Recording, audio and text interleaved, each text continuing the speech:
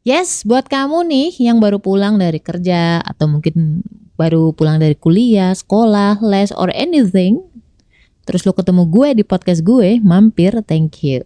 Terus gimana kabar lo? Duh berat banget nih mbak, hari gue berat banget nih habis dimarahin sama bos, berat banget nih, gue banyak utang, berat banget nih mbak belajar matematika, gue tuh ngelamar kerja, gak dapet. Sesuai dengan judul kali ini, gue bakal ngomong kata siapa berat. Assalamualaikum. Gimana kabar lo? Alhamdulillah. Apakah lo lagi ngerasa kesepian atau sendirian? Kenalin, gue Ria Marliana, teman healing lo di podcast Self Healing. Di sini kita bakal ngobrol bagaimana sih belajar berdamai dengan luka, tentu aja atas izin Allah Subhanahu wa taala. Semoga Allah sembuhkan lukamu, ringankan bebanmu dan kuatkan hatimu. Di sini ada nggak yang seneng banget nonton drakor? Hobi drakor? Oh ada. Lu nonton serial drama Korea itu berapa lama? Sebulan kah?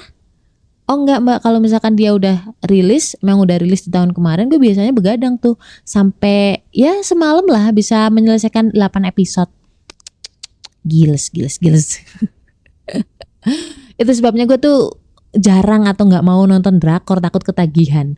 Karena pernah yang drakor startup kalau nggak salah gitu ya. Itu memang gue nonton setelah semuanya rilis. Keren sih yang bikin drakor itu. Oke, kita beralih, mungkin kalian gak suka drakor ya kan. Tapi ada gak yang suka bola? Kalian tuh begadang, gak tidur karena pertandingan bolanya tuh jam 3 malam. Jam 3 dini hari. Ada? Banyak kak, banyak. Berarti gak cuma cewek, cowok juga bisa mengalami ya. Pertanyaannya adalah, kenapa sih baik cowok maupun cewek tuh bisa begadang untuk drakor atau pertandingan bola? Ya, kamu jawab silahkan. Salah kamu? Salah juga. Karena suka ya, karena cinta. Memang cinta itu nggak pakai logika.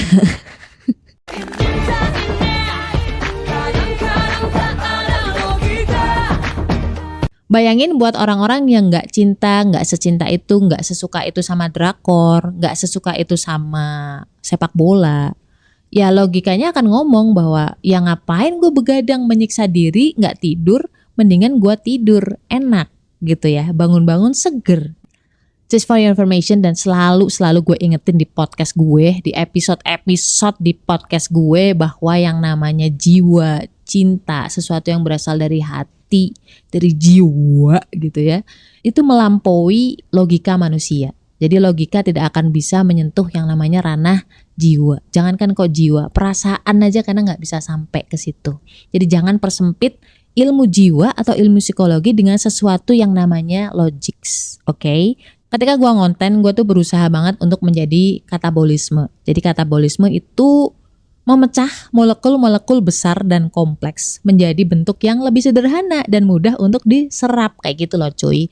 Ya karena cinta, walaupun kuliah di psikologi itu jauh lebih berat dibanding dengan kuliah di computer science atau ilmu komputer, itu ya seneng-seneng aja, namanya juga cinta ya. Cinta bisa membuat sesuatu yang kelihatannya tidak enak menjadi nikmat. Contoh ketika lo punya keinginan untuk berhijab. Mungkin orang bilang, ngapain sih berhijab? Kan gerah gitu kan. Gerah, susah, ribet, belibet gitu. Sholat, ngapain sih sholat? Orang lagi asik-asik tiba-tiba lo sholat. Puasa ya, ngapain sih menyiksa diri? Kan mendingan makan, enak makan ya gak? Atau sedekah, ini udah susah-susah nyari duit, kenapa malah lu kasih ke orang lain? Atau hijrah dari pekerjaan ribawi. Kamu tuh ya udah punya karir bagus, sampai pensiun, bisa jadi pemimpin cabang, malah resign. Menyiksa diri gitu. Atau menikah, atau punya anak. Ngapain sih punya anak, kan repot. Lucu-lucunya cuma sebentar doang gitu. Atau berdakwah. Ngapain sih mbak nyebar-nyebar dakwah, ngapain nyebar-nyebar ayat Allah, ngapain bawa-bawa agama? Ntar malah orang ngiranya mbak Ria so alim loh. Ya kan, intinya tuh orang yang tidak memiliki cinta terhadap sesuatu akan menyatakan bahwa itu tuh berat ngelakuinnya.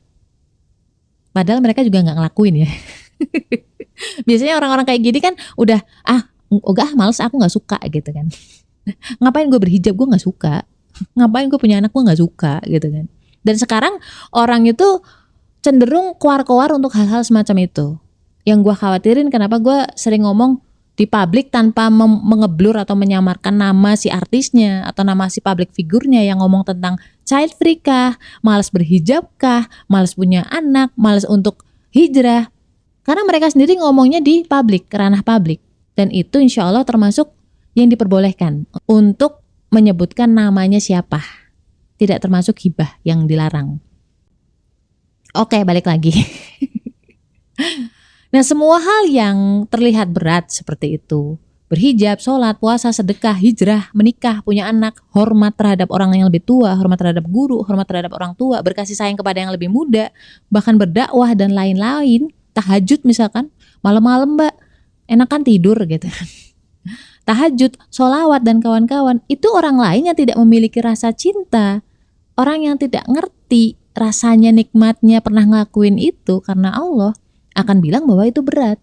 Dan nyun sewu ya, biasanya orang-orang yang bilang bahwa ini berat, mereka tidak melakukan itu secara konsisten. Sama lah kayak gue ke drakor gitu ya, gue nonton sekali, aduh males gitu. Jadi gue gak nonton drakor, tapi udah bisa ngomong males karena memang udah males duluan. Karena udah males, gak ada hati, berat jadinya. Tapi buat kalian yang pecinta drakor, bahkan kalian nunggu-nunggu kan, ada drakor apa lagi nih yang bisa gue tonton. Sama juga dengan orang-orang yang mencintai Allah. Mereka tidak akan menganggap bahwa hidup ini berat. Bahkan ketika diuji pun itu rasanya nikmat. Karena apa? Karena ketika diuji, dia jadi ingat sama Allah. Oh, Allah pengen aku datang nih. Oh, Allah pengen aku sholatnya lebih lama nih. Oh, Allah pengen ketemu aku nih. Kayak gitu. Karena apa? Karena mereka cinta sama Allah. Kenapa mereka bisa cinta sama Allah? Karena gini, karena mereka mencoba. Mereka gak ngebantah duluan. Mereka gak males duluan. Contoh lah, drakor. Kenapa lu bisa sampai secinta itu? Karena kamu mencoba awalnya iseng nonton drakor, ternyata seru ya, ternyata nikmat ya, ternyata asik ya. Jadi tahu ya bahwa seseorang itu sampai ke derajat nikmat, merasakan nikmat karena awalnya mungkin mencoba terus merasakan ada hormon dopamin di situ, hormon bahagia. Mereka terusin secara konsisten dan akhirnya menjadi karakter pecinta drakor, karakter pecinta bola. Andai saja hormon dopamin ini bisa kalian dapatkan ketika bersolawat, ketika kalian sholat, ketika kalian beriman sama Allah, ketika kalian zikir. Aduh Masya Allah, itu tenangnya gak cuma sampai ke ketenangan fisik doang atau hal yang sementara doang. Itu pasti Allah ganti dengan ganjaran yang jauh lebih baik. Gak cuma di dunia tapi juga di akhirat. Lo gak akan lagi melihat bahwa hijab itu beban, anak itu beban, suami beban, berat badan beban. Semua aturan-aturan itu sudah tidak menjadi beban lagi buat lo. Sudah tidak berat lagi lo jalanin. Kenapa? Nikmat aja rasanya. Nah ini kita gak bisa paksain orang ya. Kadang-kadang orang belum pernah mencoba udah bilang udah males itu berat gitu. Karena memang dia males. Intinya dia belum mau. Intinya belum ada hati ke situ. Sedangkan orang-orang yang sudah pada tahap nikmat, ya karena mereka udah konsisten di situ ngejalanin, mereka tahu nikmatnya sholat. Beda pengalaman, beda persepsi, beda apa yang kita percaya. Dan kata Allah di Al-Baqarah 256, tidak ada paksaan masuk Islam. Artinya kita juga tidak bisa memaksa orang lain mempersepsikan apa yang kita persepsikan.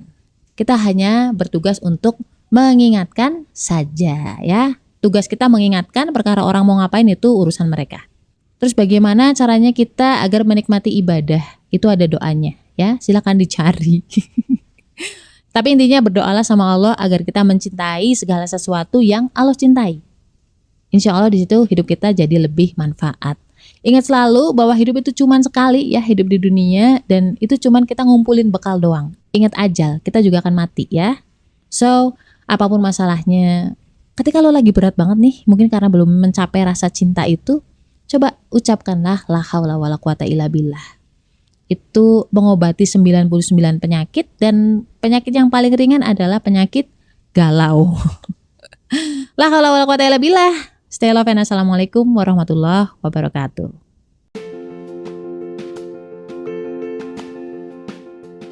Kenapa sih golongan darah B itu pelupa, susah banget ingat nama? Orangnya juga cuek, gak pekaan, gak perhatian. Kenapa coba? Bedah itu semua dari buku cerita tentang karakter golongan darah B dengan judul Beauty in a Beast. Order sekarang, link di bio ya.